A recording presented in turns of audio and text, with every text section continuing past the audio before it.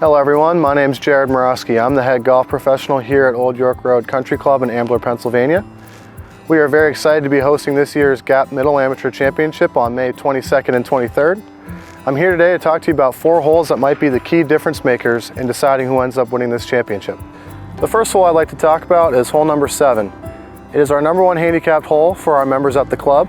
This hole measures 410 yards.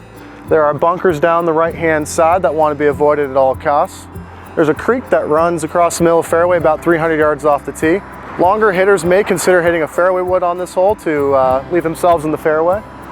A well-placed tee shot will leave most players with around 150 yards or so into this green. The second shot here at the 7th hole will be a short iron for most players.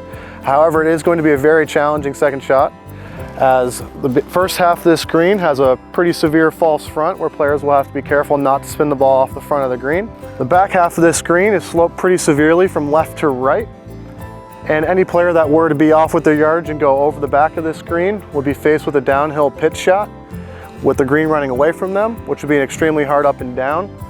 This is definitely a hole where anyone who makes a 4 will be stealing some shots from the field. The next hole I'd like to talk about is hole number 12. This hole plays 354 yards on the scorecard. However, any player that can curve the ball from right to left can maybe go for this green with their tee shot, as it plays about 300 yards if you go straight over the trees here. There are some bunkers kind of around the bend of this hole that want to be avoided at all costs, as they're very challenging. Some players may hit an iron, some people may hit driver. You can see a variety of clubs off this tee. A well-placed shot will leave most players with 60-70 yards kind of carrying that bunker. And even a little 60-70 yard pitch shot on this hole is very challenging. There's a false front on the front of the green, some big ridges around the green that make just about every hole location on this green challenging. This hole here is our biggest risk-reward hole on the golf course. It's one that can certainly lead to birdies. It can also lead to doubles, and I wouldn't be surprised if the winner of this championship ends up birding this hole both days. The third hole I'd like to talk about is hole number 17. This hole measures 411 yards. There is a tree that sits about 50 yards ahead of the tee box off the right that kind of hangs over, forcing a left to right ball flight off the tee. There are also bunkers down the right-hand side that are right in the landing zone for most players that definitely want to be avoided. A well-placed tee shot here will leave most players with a short iron or a wedge in their hand. This is another example where the second shot's very challenging, as players will have to be careful not to spin the ball off the front of this green off this false front here.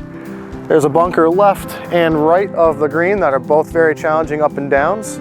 The back half of this green has some ridges that have to be navigated to hit a shot close. This is another example of a hole that a 4 is a good score, and any leaders on the final day coming through this hole will be very happy moving on to the next hole with a par, give themselves a chance to win on the 18th. Last hole I'd like to talk about is hole number 18. Again, we are standing here on the tee box. This hole measures 420 yards. There is a creek that runs down the left-hand side of the hole, and there's a bunker down the right-hand side that's in play for longer hitters. A popular aiming point off this tee box is a birdhouse that sits in the distance on the right-hand side of the fairway. A lot of players will aim at that and try and hit a right to left ball flight off that birdhouse there. We are standing here on the 18th fairway. We are about 150 yards out. This is probably where our leaders will be hitting their final approach shots into this 18th green. Let's talk about what they're going to be facing with that shot. We have a bunker left and right. There's a ridge that intersects the middle of this green. Depending on the final day hole location, players can use that ridge to hit a shot close and give themselves a good look for birdie. So those are 4 holes that I think will play a major factor in who ends up winning the 2023 Gap Middle Amateur Championship. On behalf of myself, the golf professional staff, and the membership here at Old York Road Country Club, we'd like to wish good luck to all the players in this week's event.